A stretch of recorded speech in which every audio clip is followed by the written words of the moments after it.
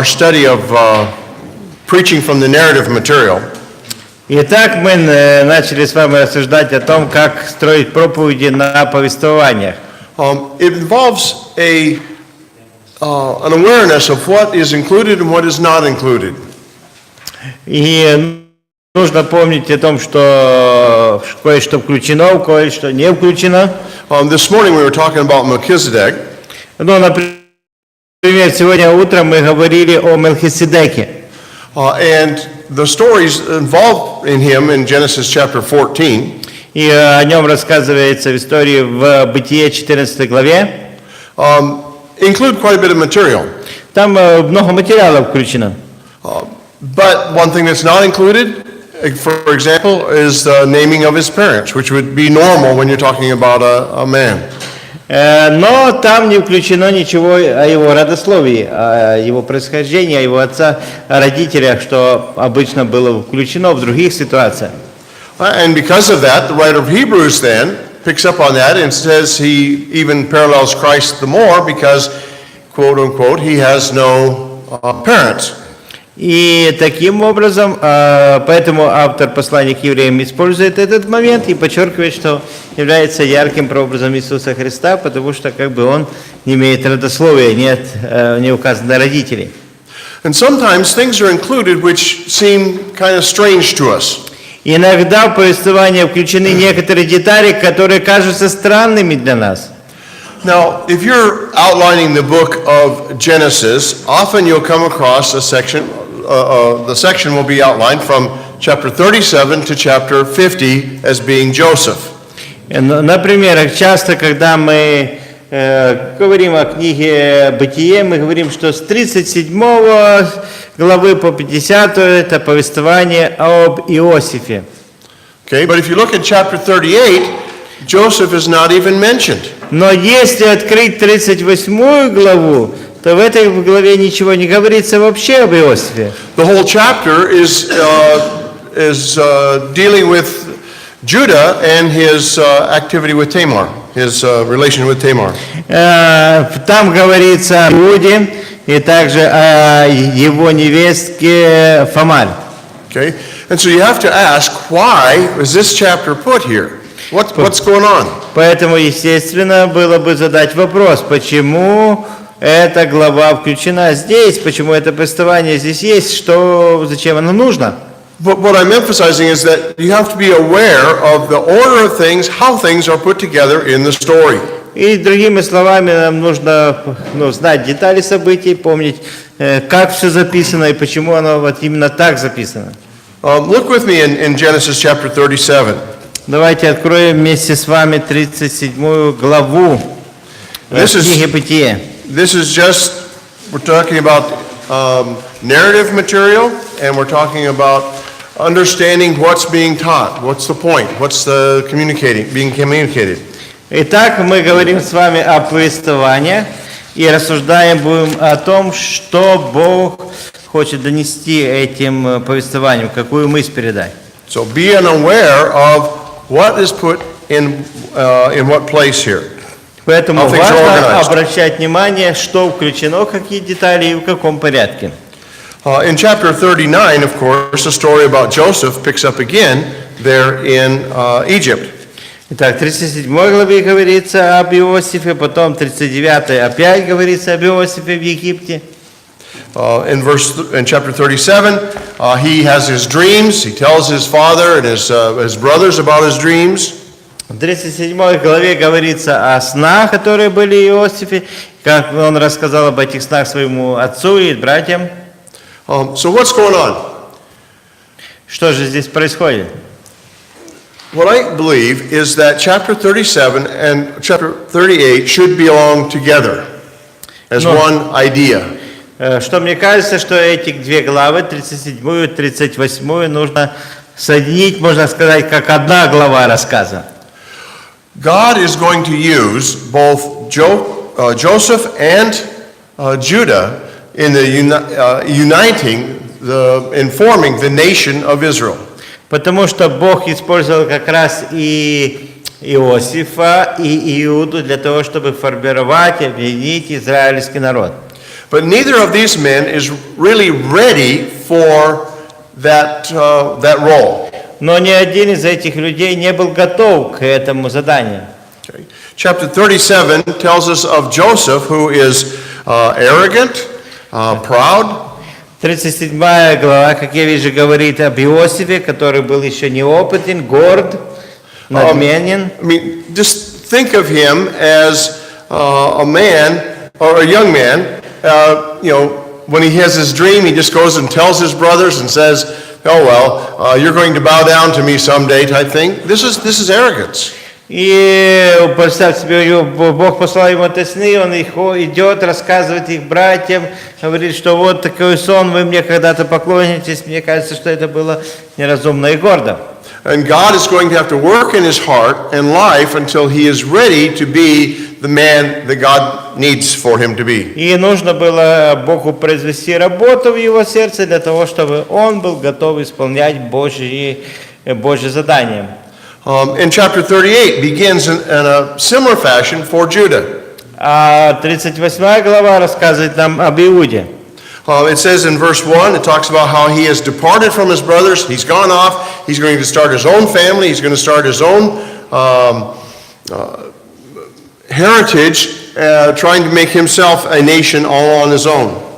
Фактически говорится о том, что он тоже отошел как бы от своих братьев, пытаясь воссоздать свой род, свой народ в таком плане. Okay, he's not interested in serving with his brothers or making the family or developing the nation there. He's interested in his own prosperity. Он не был заинтересован во всем своем родстве, чтобы оно развивалось, только в своей семье.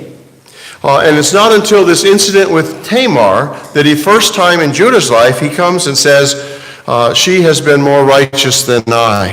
И вот именно эта история, это событие, связанное с Тамар, привело к его смирению, когда он осознал и сказал, она более праведная, нежели я. Both of these chapters speak then of God's working what's necessary to change these men so that they are ready to do his work. Итак, обе эти главы говорят об этих двух мужах, и что должно было Богу изменить в них, для того, чтобы они были готовы исполнять дело Божие. After this, when Judah is confronted with another opportunity regarding Benjamin, he's willing to sacrifice himself for the sake of his father. Потому что мы видим дальше, когда произошла эта история с Вениамином, что его арестовали, то Иуда был готов пожертвовать собой ради отца. Бог изменил его. Go ahead. А может быть еще связана эта история 38 глава с родословной самого Христа, где говорится и о Фавларе, и о Фаресе, которого родила Фавларе. 38? Да, 38. And of course, 38 chapter, it's connected with Christ, with his genealogy, because It's true, it's connected to the genealogy of Christ as far as his Tamar being in the lineage of Christ. But that's not the important part of the story, what we have here. Но, да, конечно же, это связано, 38 глава, с родословием Христа, но я не думаю, что это причина, почему эта история здесь помещена. Okay. There's another story. We have a story of Rahab also, another Canaanite woman who's in the lineage of Christ. But there's no mention really of her marriage or her children that were directly there. She just mentioned in the lineage of Christ. Так же, как и история о блуднице Раав, то есть есть повествование, связанное с ней, там свой духовный урок. Ничего не говорит Писание о том, за кого она вышла потом замуж, там, как все там было. Вот, хотя она тоже в родословии Христа. Okay, I agree that she's in the lineage of Christ, and that is an important factor. То But есть I я don't think that's согласен. why this chapter is placed in this spot. Согласен, что Марь есть в родословии Христа, и это важная истина, но я не считаю, что 38 глава была написана именно для этого. Okay. Yes, sir. Вы говорили значение вот этих событий, мысль, которая пришла. Если Бог хотел изменить сердце одного и сердце другого, это Божье действовало.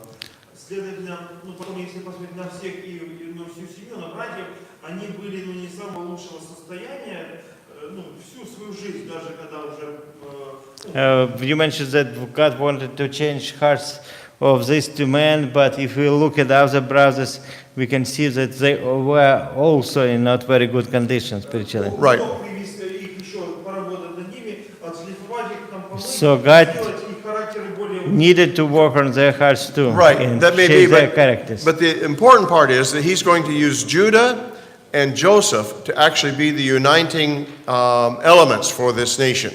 The others Да, follow да. in line with them. То есть, конечно же, это тоже имеет смысл, но Бог использовал именно Иосифа и Иуду как главных героев, как главные личности для создания, воссоединения народа Божьего, а другие тоже, конечно же, сюда подходят, тоже включены, тоже имели свою роль. Judah is very selfish and very greedy. Мы видим, что Иуда был таким эгоистичным, жадным. He's the one that suggests that they sell Joseph so they can get some profit from it. Именно он предложил, что зачем убивать, давайте продадим, будет какая-то польза. Okay? So, but anyway, it's just saying, my main point here is simply just observe exactly what's going on. Every detail is important, and an arrangement of everything is important. В любом случае хочу призвать вас, чтобы вы были внимательны, обращали внимание на эти детали, потому что каждая деталь имеет свое значение. I want to look at one of the kings and suggest to you a way that you can develop sermons in relation to the kings of Israel and Judah. Сейчас рассмотрим жизнь одного из царей, и будет для вас пример, как можно строить проповеди на основании жизни или описания жизни царей Израиля и Иудеи. The king I want to look at is the king of Jehoshaphat. И царь, которого мы будем рассматривать, это царь Иосафат. He occurs in two different places. He's in both 1 Kings and 2 Chronicles. О нем рассказывается и в третьей книге Царств, и также в второй книге Проповедь. And overall, he's a good king. He has many reforms. He has many good things about him. В основном это был хороший царь, у него было много хороших реформ, много хорошего сказано о нем. But he has a tendency to compromise truth for the sake of an alliance with one of the Israeli kings. Но проблема была в том, что он и шел на компромисс с истиной для того, чтобы поддерживать дружбу с царем Израиля. But if I were to make a sermon and say, okay, Jehoshaphat, the compromising king, Но если бы я строил проповедь, просто сказал, что Иосафат – это царь, который шел на компромисс.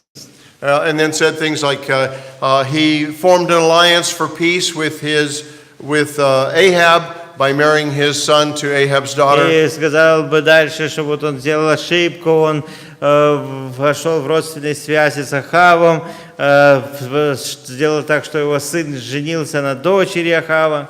Okay, that wouldn't make a good sermon. It wouldn't make a good topic. It wouldn't make a good a preaching point. То есть это не было бы хорошая проповедь, потому что получается, чтобы я проповедовал о том, что было тогда в жизни этих царей. So for a theme for Jehoshaphat, and you can do this for all the kings, just establish what God is teaching through their life. Поэтому я должен взять какие-то истинные уроки из их жизни и проповедовать людям актуальные истины людям сейчас. I would say something like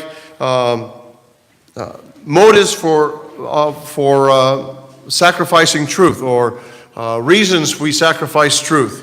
Например, я мог бы заглавить так свою проповедь, такую тему сказать. Почему иногда мы идем на компромисс? Или почему иногда мы идем на компромисс с истиной? Okay? Или какие у нас бывают причины побуждения к компромиссу? And that would be my main theme for this man. Это была моя главная мысль или тема проповеди, построенная на жизни этого человека, этого царя.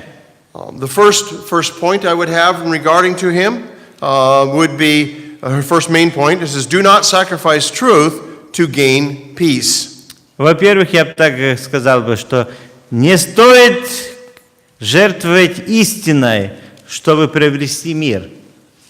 In 2 Chronicles, Об этом мы читаем в второй книге Паралипоменон, in chapter 18, in verse 1, в 18 главе, в 1 стихе.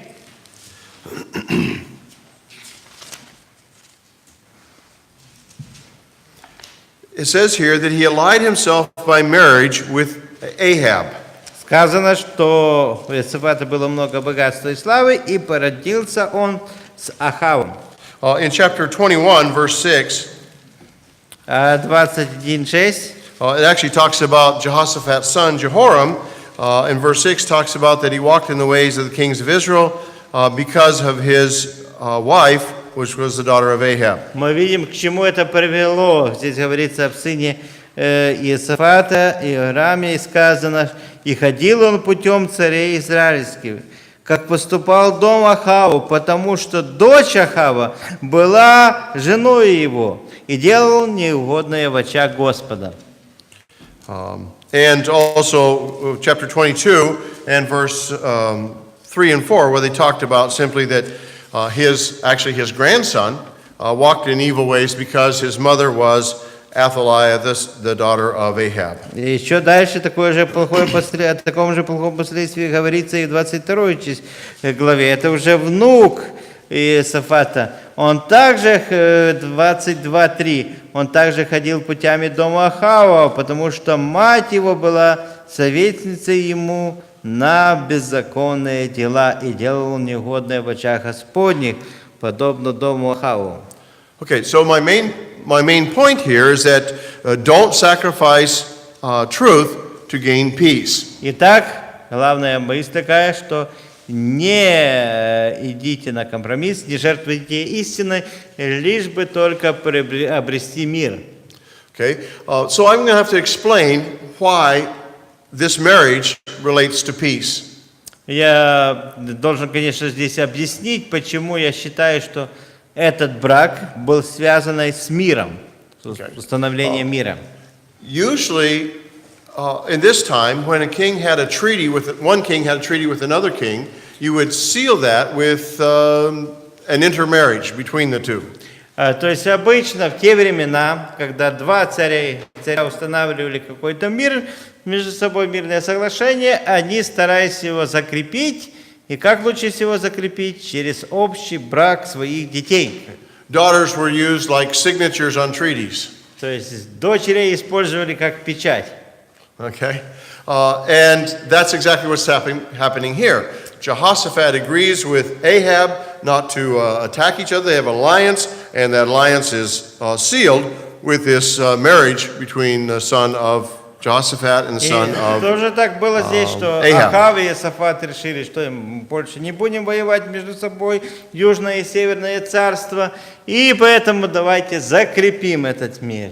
Вот. Иосафат говорит, у меня есть сын, а Ахав говорит, у меня есть дочь, пусть поженится себе. Before Jehoshaphat and Ahab, there had been a constant battle between Israel and Judah over the territory in between. Потому что мы видим, что до Иосафата между Иудеей и Израилем были постоянные военные действия, постоянно они воевали между собой за мир, и не было мира, за территорию, и не было мира. And so they desired to end that constant war by forming this alliance. И поэтому два царя вот этих наших решили закончить с той военной этой эпопеей, с военными действиями, и для того и добиться мира.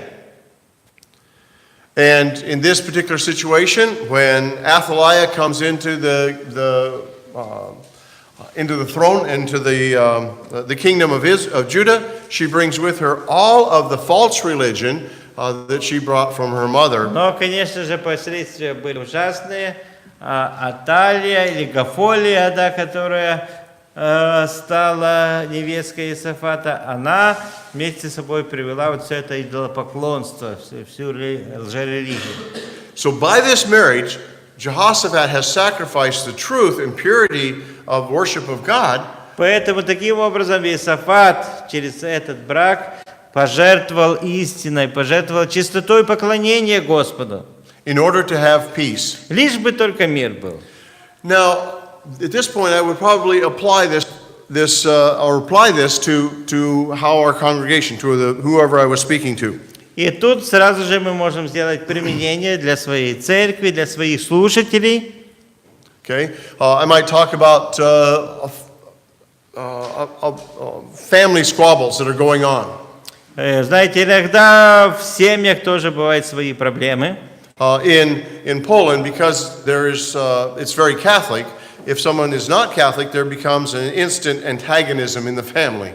Например, в Польше, если, в Польше в основном люди католики, если кто-то перестает быть католиком, например, обращается в евангельскую веру, сразу же возникают проблемы в родстве, проблемы в семье.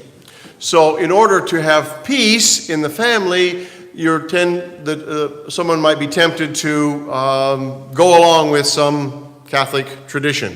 Поэтому для того, чтобы был мир в семье, иногда те, которые обратились действительно ко Христу, думают, ладно, надо какие-то традиции католические все-таки выполнять. For instance, if the husband is a believer and the wife is non-believer, then they have a child approaching the age of confirmation. Например, муж верующий, жена неверующая, подрастает ребенок, наступает время, в католической церкви есть такое конфирмации, да. То есть жена католичка. There's a requirement by the Catholic Church that the parents bring the child to Sunday services, at least 3 Sunday services before the confirmation. И есть такое требование, что по крайней мере 3 богослужения подряд ребенок должен быть в католической церкви, прежде нежели пройдет обряд конфирмации. So to have peace in his family, this man, a man from my church, took his daughter with his wife to the Catholic Church for meetings 3 Sundays before. И вот один человек, хотя он уверовал в Христа, ради мира он решил, ладно, схожу с женой в католическую церковь, 3 вот этих воскресенья подряд вместе с женой и дочерью, чтобы мир был. Okay. He had peace. He achieved peace. There was peace in the family. И таким образом действительно он добился мира, мирных взаимоотношений в семье. But in the process, I think he lost an opportunity for truth to be established. Но таким образом он потерял возможность утвердить истину. Okay. So this is how you could apply this. This is how you could develop this idea and apply it to a modern situation. Так что вот вам пример, как можно применить эти принципы из жизни царей к современной ситуации. Okay. I haven't done violence to the text. I've simply understood the text, explained the text, but then applied it to a new situation. То есть вы понимаете, что здесь я не пытался как-то подстроить, подогнать текст под ситуацию, просто исследовал текст, узнал оттуда урок важной истины и подумал, что вот в такой ситуации мы можем применить это. Okay. Another aspect of sacrificing truth was because of popularity or fame or position. Следующий такой аспект, как мы иногда можем, почему мы идем на компромисс и к жертвам истины, это из-за высокого какого-то положения, за какой-то власти, выгоды и так дальше. Okay. In 2 Chronicles chapter 18, really from verse 2 on through to the end of the chapter, there's a story of Jehoshaphat visiting Ahab in Samaria. Итак, опять-таки, 2 Повышение, 18 глава, 2 стиха и дальше, говорится о том, как Иосафат посетил Ахава в Самарии. And Ahab has a great feast for him, lays great flattery upon him. И мы видим, что Иосафат там, Ахав устроил для Иосафата такой большой праздник, большое принятие, льстил ему. It says how great he is and how important he is. Говорил о том, насколько он важный и великий. And then he asked him to go up with him against his enemy, И тогда, Gilead. можно так сказать, на крючок его поймал, говорил, пойдешь со мной воевать против врагов моих? Well, Jehoshaphat is in a position where, yeah, he's had all this flattery, all these praise, and now he says, "Okay, I'll go up. I'm as my men are as your men. We can do this." Ну, понимаете, когда уже все так было построено, что вот все так хорошо, мы такие два великие царя, все так дальше, он не мог уже сказать: да нет, не пойду. Труса, может быть, обозвали и так дальше. Поэтому он говорил: конечно, пойду. Я как ты, мои люди, как твои люди. Вот, ты меня знаешь, я тебя уважаю, идем. Okay, and what I see here is what happens sometimes in our own circumstances. И именно так иногда происходит и в нашей жизни.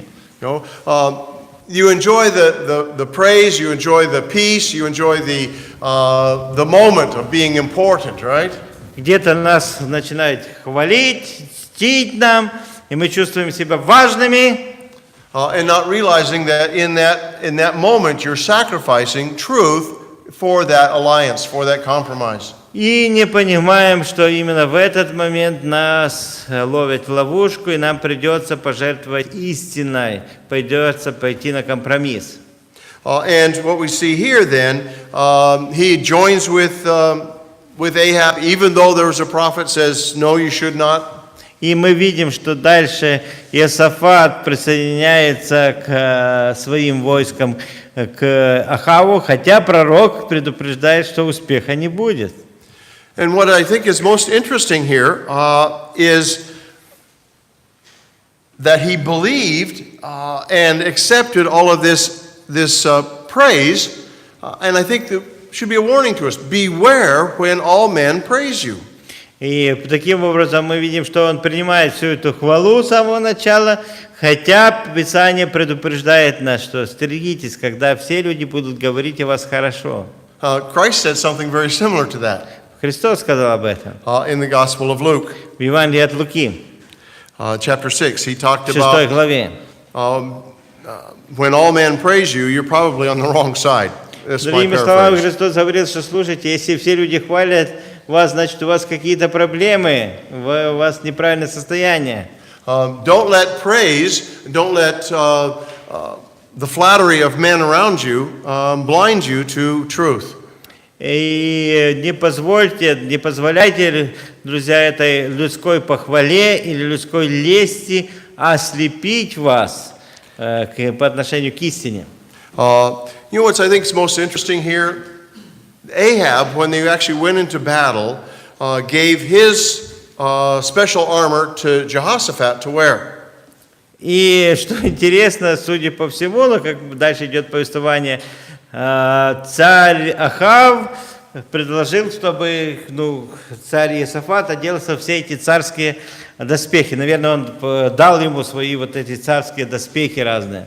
And the prophet had prophesied that Ahab would die this day in battle. И пророк пророчествовал о том, что Ахав умрет в этой битве. Well, Jehoshaphat accepted this armor as if it were high praise for him.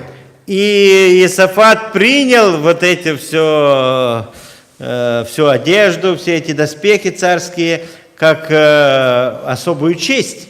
But what's interesting to me, it appears that Ahab believed the prophet of God more than did Jehoshaphat. Но мне кажется, что Ахав проверил пророчеству больше, нежели сам Иосафат.